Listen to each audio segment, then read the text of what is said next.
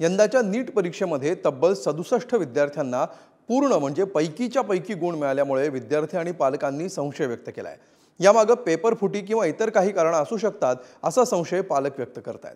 यामुळे महाराष्ट्रातील विद्यार्थी वैद्यकीय प्रवेशाच्या स्पर्धेमध्ये मागे पडणार असल्यामुळे वैद्यकीय शिक्षण मंत्र्यांनी देखील कोर्टात जाण्याची तयारी केली आहे।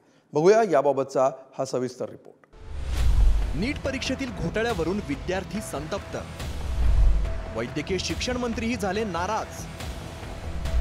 घोटाळ्याच्या चौकशीची मागणी। नॅशनल टेस्टिंग एजन्सीने नुकतीच नीट यूजी 2024 परीक्षेचा निकाल जाहीर केला।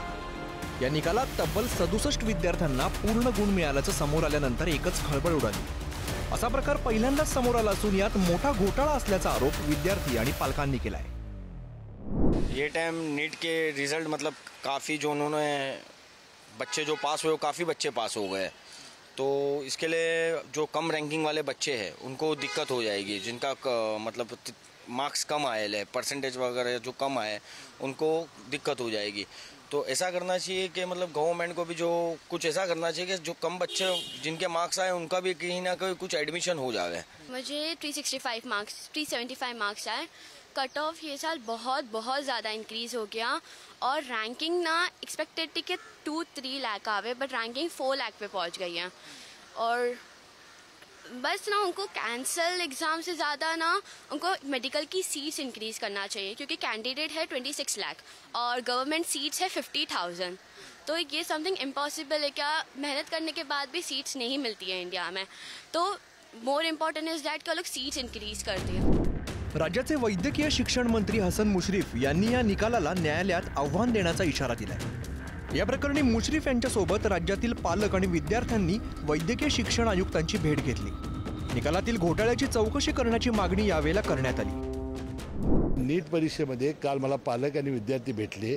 720 मार्काची मार्क्स आहे, तर अनेक विद्यार्थ्यांना तिथं पास करण्यात आलं, ग्रेस मार्क देण्यात आले आणि यामुळे महाराष्ट्रातील मुलांना MBBSच्या परीक्षेमध्ये प्रवेशच मिळणार नाही अशी परिस्थिती झाली आहे। त्याच्या मागे आम्ही ठामपणाने उभा आहोत। नीटचा पेपर फुटणं ही अत्यंत गंभीर बाब असून याची सखोल चौकशी करून कारवाई करावी अशी मागणी शरद पवारांच्या राष्ट्रवादीचे नेते अनिल देशमुख यांनी केली आहे। तर असे अनेक घोटाळे झाल्याचा दावा संजय राऊतांनी केला।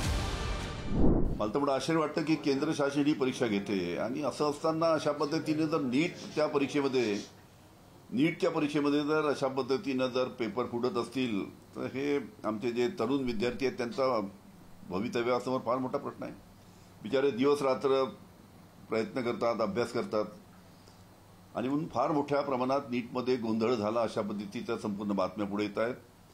त्याच्या बाबतीत केंद्र शासनाने चौकशी केली पाहिजे आणि जो कोणी दोषी असेल त्याच्यावर कारवाई केली पाहिजे। पण नीट के एग्जाम्स को देखकर घोटाला सामने आ रहा है सर, काफी बच्चों के फ्यूचर अब दांव पर लगे। मोदी जी ने देश दांव पर लगाया है, उसका ये परिणाम है। निकालातील या घोटाळ्याच्या पार्श्वभूमीवरती विद्यार्थ्यांनीही काही मागण्या केल्या। पास होणाऱ्या विद्यार्थ्यांचं प्रमाण वाढल्यामुळे कट ऑफची यादी वाढणार आहे। त्यामुळे कट ऑफच्या खालील विद्यार्थ्यांनाही प्रवेश देण्यात यावा।